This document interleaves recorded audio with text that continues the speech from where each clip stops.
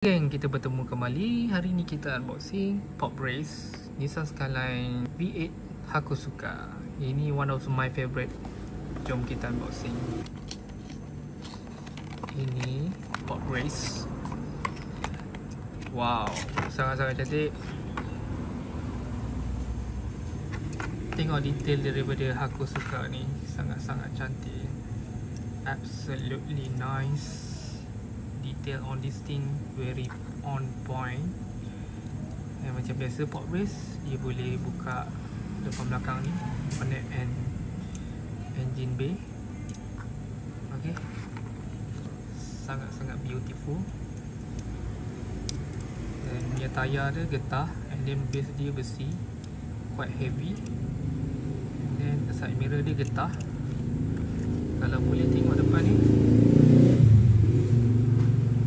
pakai clear part. Ini rasanya macam error ni. Di belah sini tak ada. Ada macam error. Sport rim dia, delivery Yokohama. Dalam tu ada roll cage.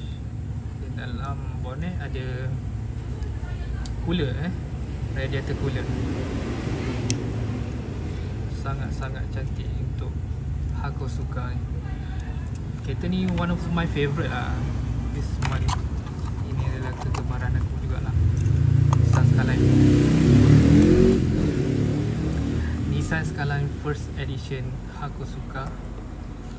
Jadi memang ramai yang mencari. Okay, livery F1 pula tu.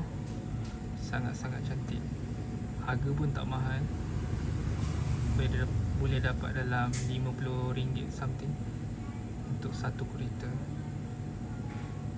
Tengok detail engine V8 dia. Wah, carbon ni.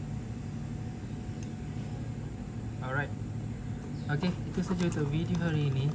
Kalau korang berminat dengan video ni, korang boleh share dan tekan like, dan jangan lupa komen.